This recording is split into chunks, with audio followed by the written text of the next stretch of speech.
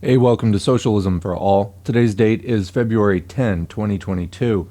We just covered the Justice for Amir Locke protests that are going on up in the Twin Cities and elsewhere. In this video, we're going to keep looking at mass movements and demonstrations. In this case, there are some 330 Teamsters who work in the concrete industry who are on strike, demanding better conditions, recognition, respect, and their strike is pretty much crippling the entire construction industry. We're going to look at 3 articles and a video. Let's go to the video first.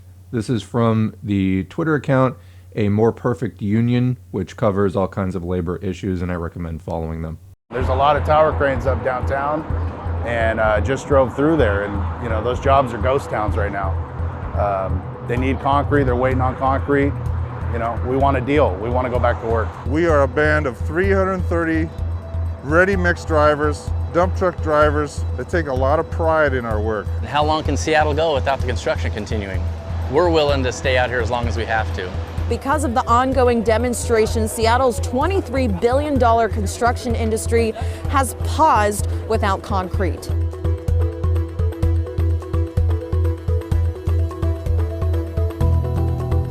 We worked through the pandemic for them, made them a ton of money during the pandemic. And to turn around and deny these families the same medical coverage that we earned, just 2-3 years ago is crazy. They think they can benefit in the long run off of shortchanging us when they've even said they have the money to give us what we're looking for. The biggest single thing we're demanding is respect. And they refuse to negotiate. It's their turn to put another offer on the table, and they refuse to.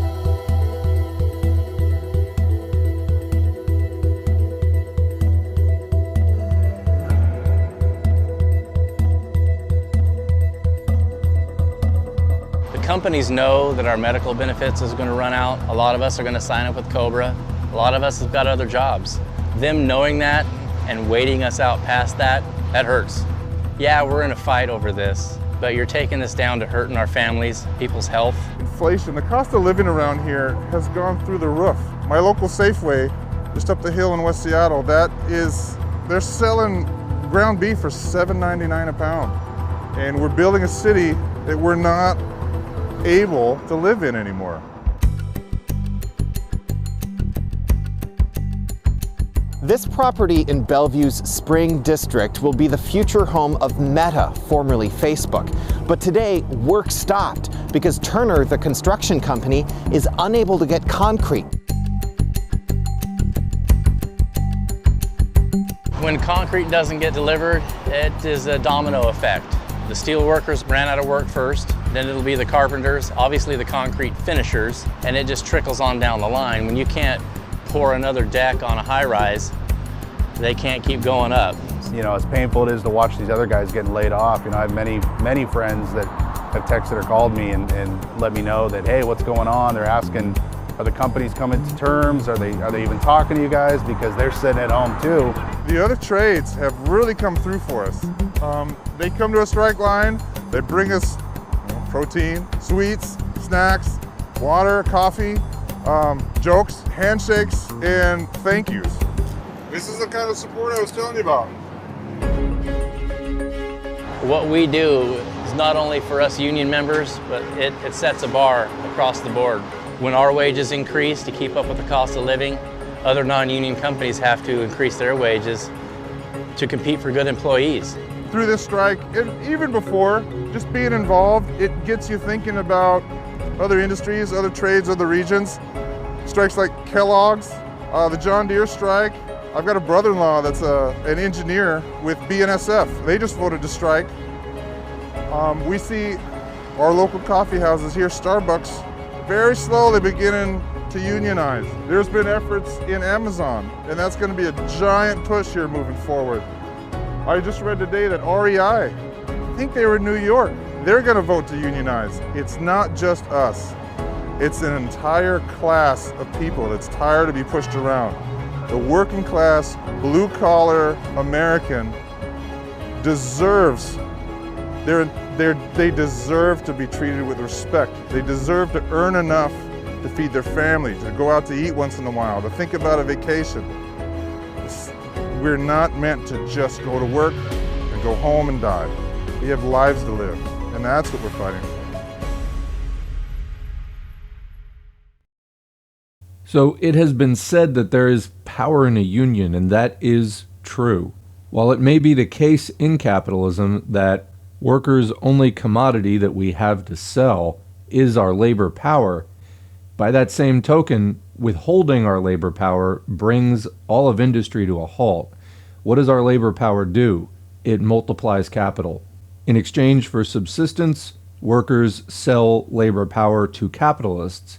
What do capitalists get out of the deal? Well, they use that rented labor power and they multiply their wealth. They get more of the goods and services that are legally registered as their private property, even though the workers are the ones actually creating them. And what do the workers get? Just subsistence. So when the workers withhold that labor power, nothing happens. Nothing that capitalists want to happen. And in fact, it is using the strategic withholding of labor, coordinated by strong labor unions, and then eventually also connected with political strikes and political parties.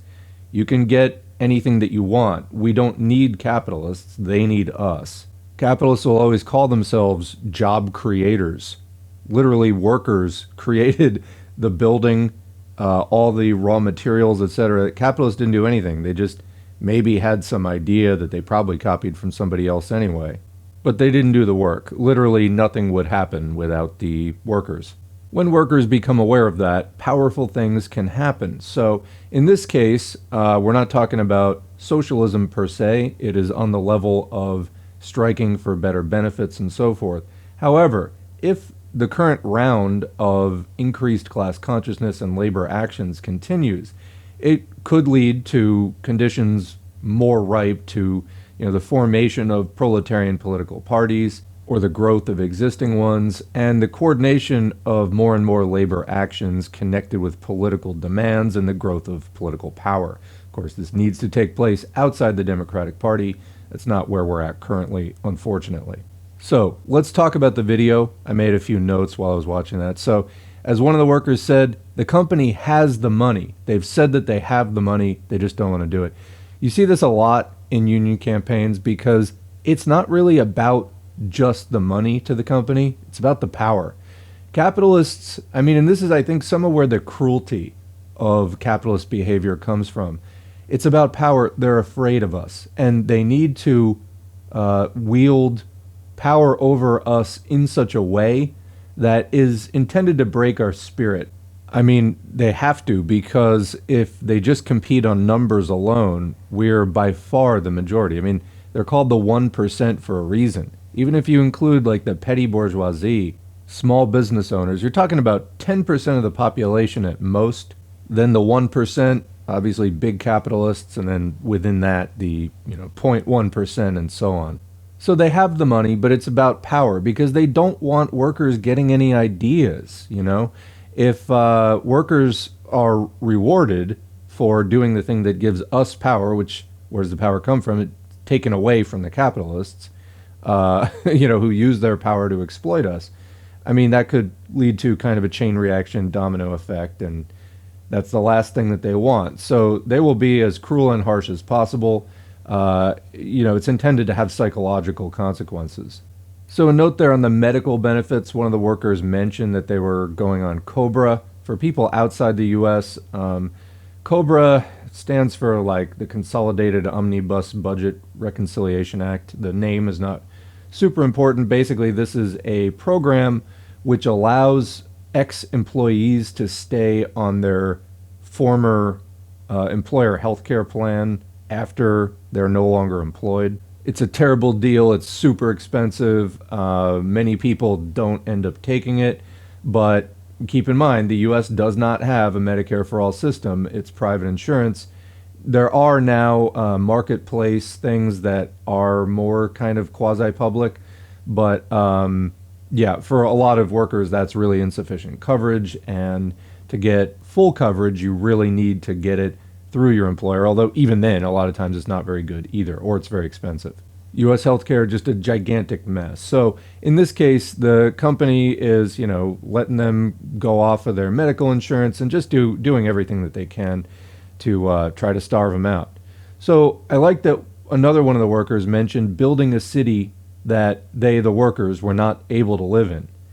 I mean, that pretty much sums it up. I mean, not just, and if they can't afford to live in it, basically no working people can.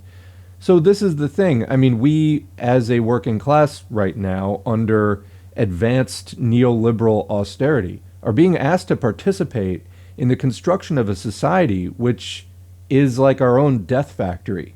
Why would we want to do this? Withhold your labor. I mean, join a union or form a union. I mean, it's a lot more difficult than that. We'll cover that in more depth at some point. Forming a union is difficult, though it is doable. Of course, the Democrats have been saying forever they're going to make the process easier. They have yet to act on that, like fucking everything else that the Democrats do. But yeah, capitalism is having us build a society that we're basically not able to really participate in, at least not fully. And there was another discussion of that at the end of the video about just having a dignified life. Like, if you're going to do the whole thing, get up in the morning, force yourself into some clothes, go out into the weather and go do some work. I mean, you want there to be some kind of a reward, some kind of a social contract. Well, these are not the days of social democracy anymore. These are not the days of concessionary capitalism that, was trying to compete with international communism and was trying to repress, any possibility of revolution. They are long past making concessions. They're cutting it to the bone. This is the full-on conservative counter-revolution, and we're decades into it. And I really wish more people could fully get that through their heads. But yeah, the possibility for a dignified life, it's just not really there. And although just limiting our struggles to the shop floor is what Lenin called economism, we have to go beyond that at some point and also be political and seek state power and pull the capitalists out of power. But that's not to say that trade union consciousness is wrong in and of itself. Not at all. You just can't limit it to that. So this is actually really foundational. People wonder, why isn't there more of a socialist movement in the U.S.? Well, there's barely even an economism-oriented labor movement. It's been beaten back almost into oblivion. Arguably this started in McCarthyism after World War II, where, there was the Popular Front Against Fascism. Then the minute that World War II was over, every kind of radical communist, socialist, anarchist was just completely purged from any position of influence in civil society. Going into the 50s, all the communists, all the radicals had to go underground. And, you get a new left in the 60s, which was okay, but it was lacking a certain momentum, having, basically the labor movement peaked around 1960. Membership hit its peak and then went into decline, and it's been in decline ever since. I think it's been plateauing near the bottom since. But yeah, this isn't an attack on the new left, just that the left got severely disrupted.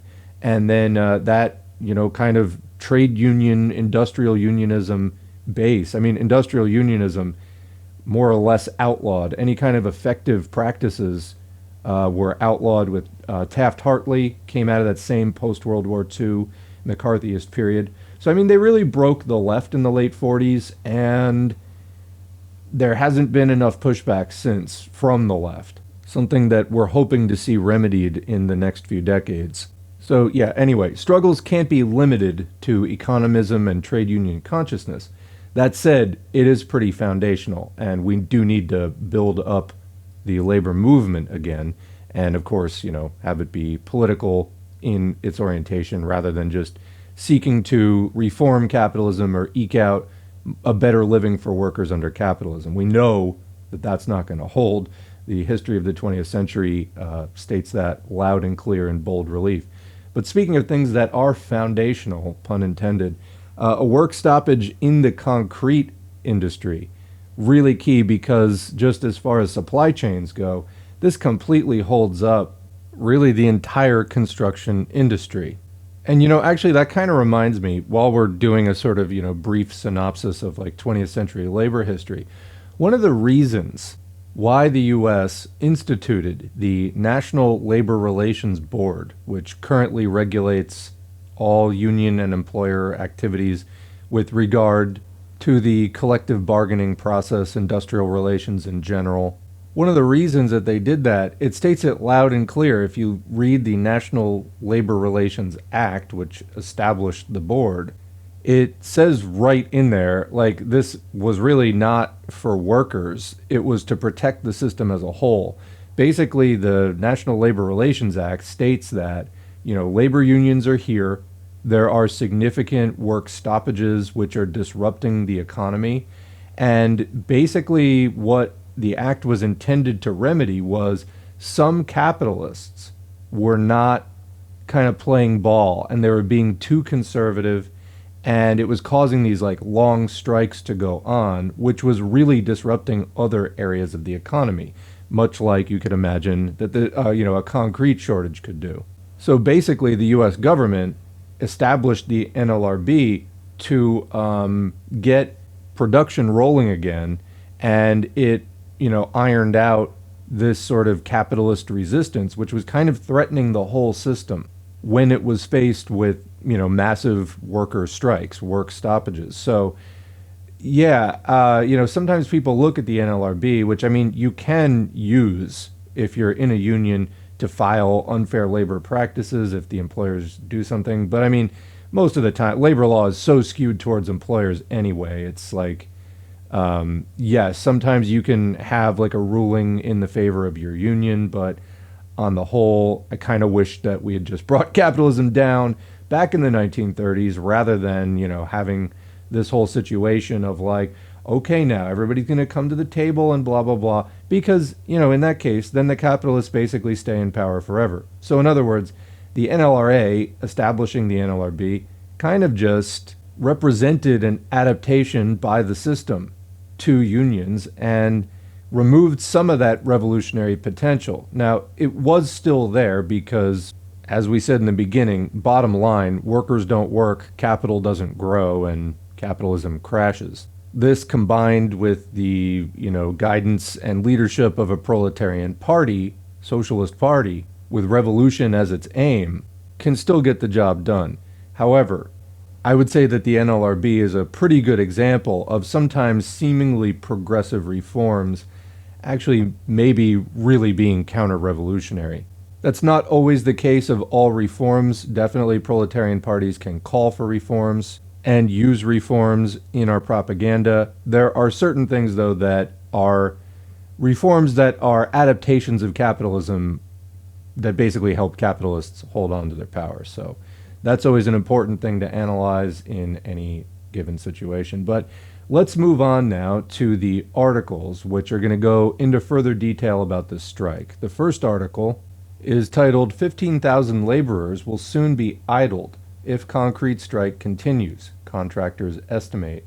This is from the Puget Sound Business Journal, written by Mark Stiles, senior reporter.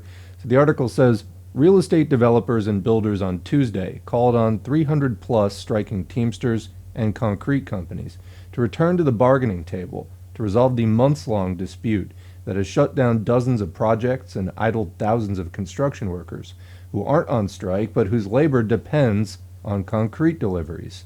The group of around 30 contractors, developers, and subcontractors is calling for a return to work as the two sides negotiate a contract renewal. Quote, "It's getting pretty bad," Turner Construction General Manager Bill Ketchum said. Turner late last month had to shut down a third project and send non-striking members of the trades home. Quote, "Everyone is extremely frustrated and very anxious and wanting to get back to work," unquote. General contractors estimate 2,000 of their workers have been idled. They said, with affected subcontractors taken into account, there are probably about 7,500 people not working. As more projects are forced to shut down, there could be up to 15,000 people not working by month's end, they said. Some 330 concrete mixer drivers and concrete plant workers, represented by Teamsters Local 174, are on strike because they say the concrete suppliers' offer of a 17.6% pay increase over 3 years, plus an improved pension, healthcare, and other benefits, would be a decrease when inflation is factored in. The top wage for the drivers is just over $36 an hour, said Teamsters spokesman Jamie Fleming, who added the wage for the plant workers is, quote, well below that, though she was unsure of the exact amount. Among the affected projects are Link light rail extensions to Linwood, Federal Way, and downtown Redmond, as well as the East Link project. A low-income housing high-rise in Seattle is at a standstill, according to the group of developers, including Vulcan, Wallace Properties, and Wright Runstad and Company. Fleming said that the concrete companies offered to add 5 cents an hour to their offer. Wow. And that the rank and file declined to vote on that offer and instead booed and threw paper. Quote, there is nothing we can do. Can I just add how poorly alight, like the way that this is written, keep in mind, it's the Business Journal. So, yeah. There is nothing we can do except try to get them back to the table, and that's what they need to do, Fleming said. So this is the Teamsters spokesperson now saying that. 4 concrete suppliers, Glacier Northwest, Stoneway Concrete, Salmon Bay Sand and Gravel, and Cadman, said in a Tuesday statement that they, quote, maintain and continue to offer the Teamsters the best package we have ever offered. They said that they seek a follow-up meeting to the January 20 mediation, but it has yet to be scheduled. Ketchum said that the builders and developers have been in touch with both sides and found, quote, they're both pretty entrenched in their positions. That's why we think it's so important that both sides get back to mediation, so they can start to put some of these things on the table and assess them in a productive way, unquote. After the mediation last month, Fleming called the meeting, quote, an unmitigated failure. In addition to Turner, general contractors BN Builders, GLY, Sellen, Skanska, JTM, and Howard S. Wright, which is a Balfour Beatty company, are urging a return to the bargaining table.